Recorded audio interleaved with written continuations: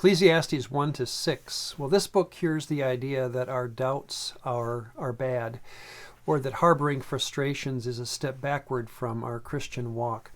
I was part of a Christian college campus for over 20 years, and I'd recommend that unless we give space to the idea of honest, hard questioning, even what some would consider blasphemous questioning, we really will not understand how many Christians feel. So it's not that the book of Ecclesiastes answers directly some of the hardest questions of life, but just the fact that they're being asked in such an honest way.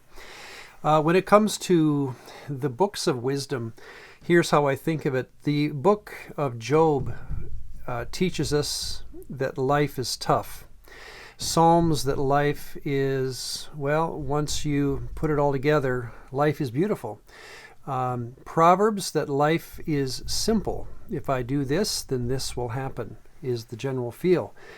Ecclesiastes that life is confusing, almost to the point where you want out of it. So it's a bit of shock to the system, and by all means, the book of Ecclesiastes has caused the most discussion of any of the books of wisdom.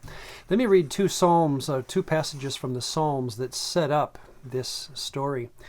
This is in Psalm 39, verses 4 and 5. Lord, make me know my end, and what is the measure of my days, that I may know how frail I am.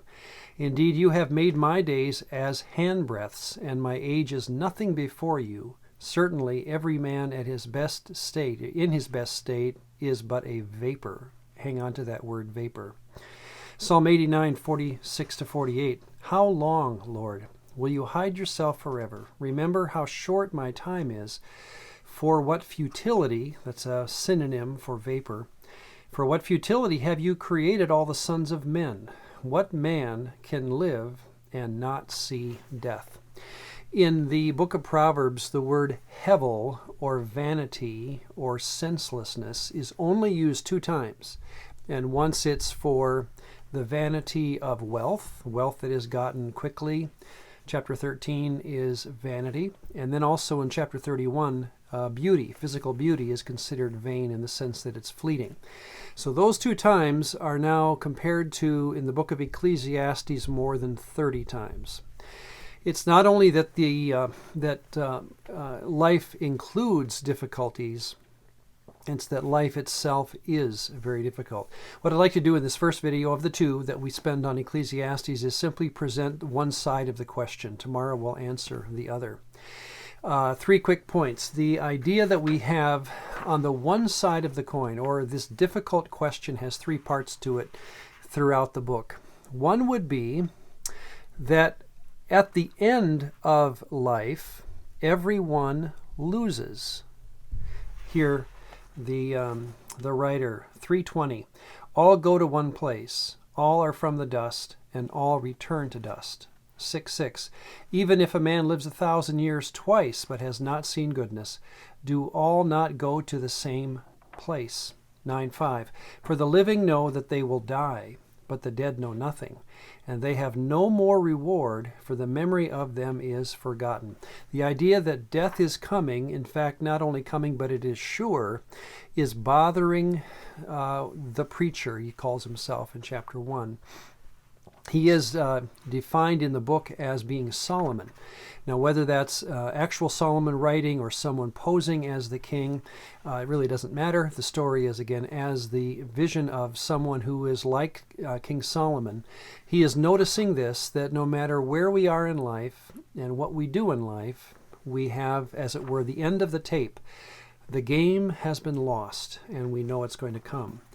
Secondly, here is the problem then.